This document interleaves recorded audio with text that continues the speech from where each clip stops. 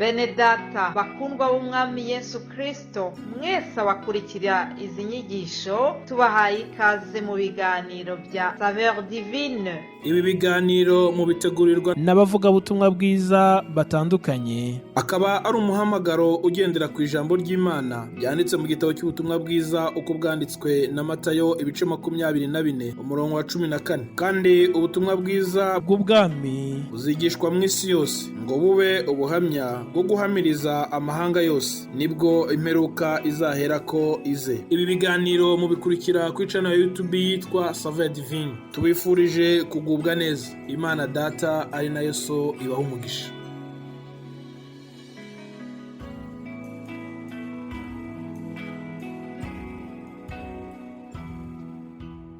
Yesu ashimwe bakundwa nshuti z'umusaraba, abakurikira ibi biganiro bya Saveur Divine tubagezaho buri wa mbere kugeza ku wa gatanu.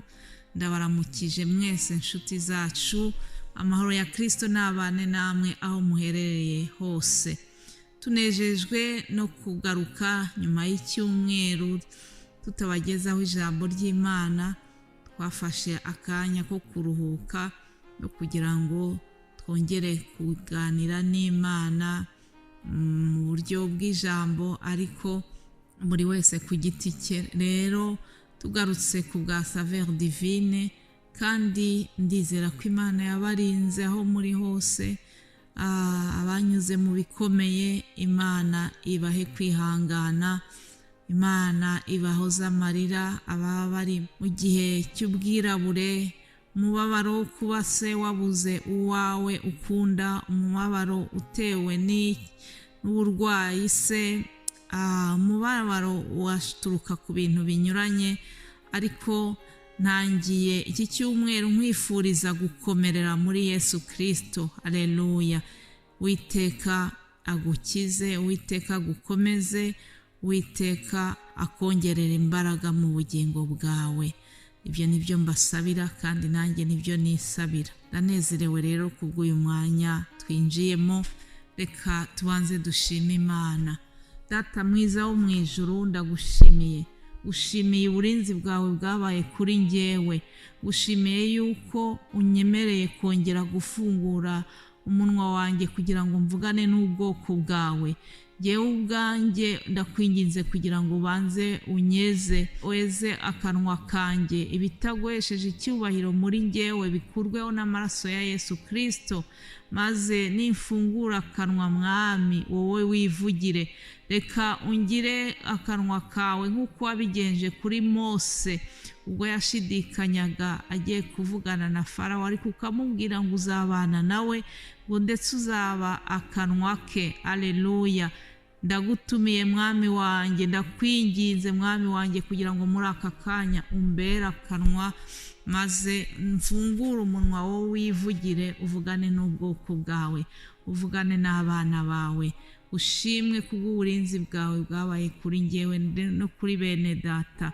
Ndasenze kugira ngo buri wese aho ari, tugiye dutandukanye mu mpande z'isi, ariko ngushimiye uburyo bwiza washyizeho bw'itumanaho, bugatuma ndetse tubukoresha kugira ngo twamamaze ubutumwa bwiza. Dukore ya misiyo wadusigiye yo kwamamaza inkuru nziza y'agakiza. Rero turakomeje Mana, turakomeje, kandi ntabwo tuzacogora, ntabwo tuzareka kugukorera.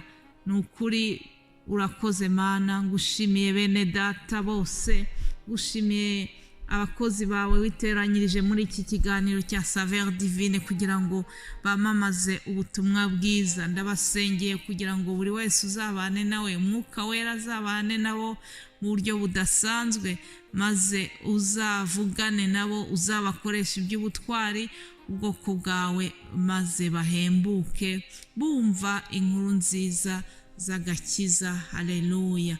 Ushimwe rero kuko uri kumwe natwe. Ni mu izina rya Yesu Kristo tubisenze twizeye. Amen. Amen. Nshuti zanjye bakundwa mwumva ibi biganiro, turakomeje. Reka dutangire tuvuga kuri Zaburi ya 23.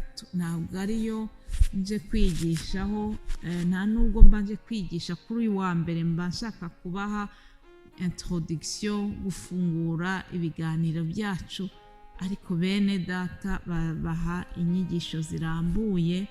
Imana ishimwe rero kuko yiteranyirije abakozi bayo. Yesu yigeze kubwira abigishwa be ngo ibisarurwa ni byinshi, ngo ariko abasaruzi ni bakeya. Arababwira ati rero musabe Data wa twese kugira ngo yohereze abasaruzi. Haleluya! Muri Saveur Divine harimo abasaruzi boherejwe na Yesu Kristo ubwe, abasaruzi batoranyijwe, abasaruzi bafite ijambo ry'umwimerere, abasaruzi basizwe n'Imana. Umugisha kubagira. Imana ishimwe. Ndashima Imana yaturebye ikabona ko turi abo kwizerwa, ikatugabira gukora uyu murimo, ikadushyira mu basaruzi bayo.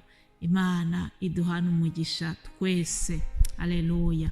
Reka dusome rero amagambo tubona muri Zaburi ya 23. Ni Zaburi ya Dawidi. Yarateruye ahamya ukwizera kwe, aravuga ati Uwiteka niwe mwungeri wanjye sinzakena.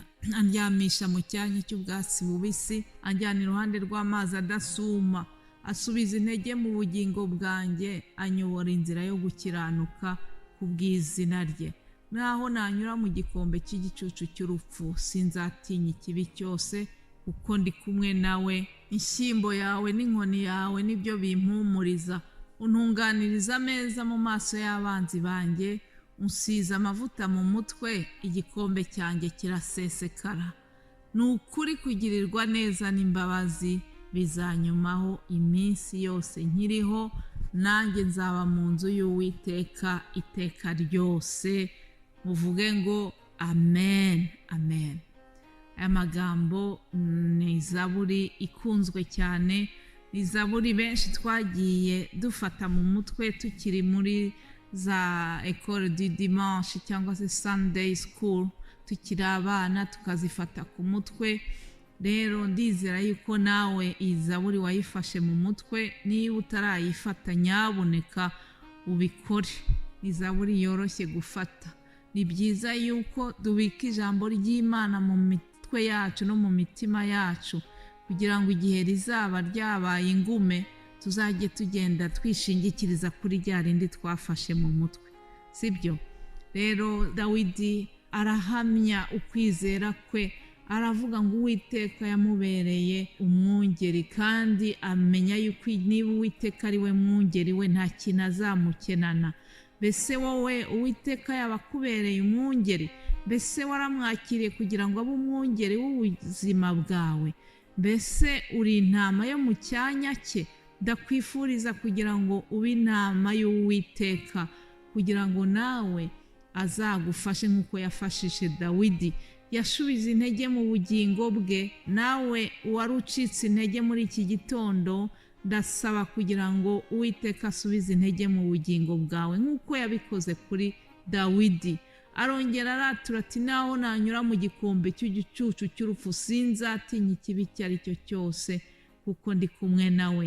Nshuti zanjye, tujya tunyura mu bikombe binyuranye, ibikombe by'uburwayi, ibikombe by'agahinda kanyuranye, ibikombe by'umubabaro ushingiye ku kubura abacu, ariko ngo aho hose Imana ibana natwe. Umuririmbyi umwe yaravuze ngo nyura mu misozi, ngo nyura mu mataba, ngo aho hose niko harushya umutima, ariko akamenya yuko aho hose Yesu abana nawe, agendana nawe. Yesu rero agendana natwe mu bikombe byose tunyuramo. Ndakwifuriza ngo igikombe ugezemo Yesu aze abane nawe, agukomeze. Imana iguhe umugisha mwinshi. Ndakwinginze kugira ngo rwose aho wari ucitse intege usubizwemo imbaraga mu izina rya Yesu. Mwuka wera twahawe nk'umufasha, Mwuka wera twahawe nk'umuhoza, ndamusaba ngo ze abane nawe agufashe. Hanyuma Izaburi irangira ivuga ijambo nkunda cyane, rivuga ngo ni ukuri kugirirwa neza n'imbabazi bizanyomaho iminsi yose nkiriho. Aleluya. Ibintu bibiri bigomba kuguherekeza mu buzima bwawe: kugirirwa neza kw'Imana, ineza y'Imana, imbabazi z'Imana bikugendeho, bikugumeho, bikomeho nk'uko iri jambo ryavuze. Ntibikurekure, nawe ntubirekure. Ndakwifuriza kugira ngo ibyo bintu bibiri biguherekeze muri iki cyumweru gitangiye mu izina rya Yesu Kristo. Aleluya. Munyemerere rero mbahe n'irindi jambo tuzagenderaho muri iki cyumweru dutangiye. Ijambo tubona muri Yohana igice cya 10 umurongo wa 10. Ni ijambo Yesu yibwiriye abigishwa be.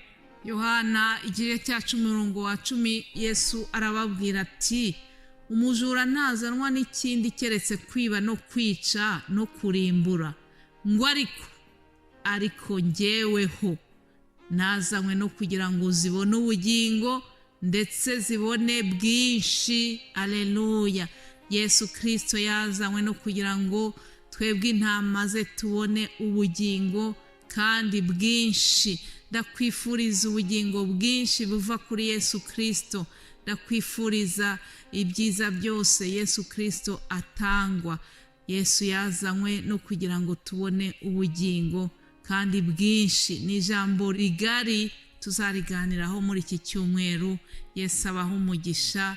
Bifurije umunsi mwiza, mubone kugirirwa neza k'Umwami wacu Yesu Kristo.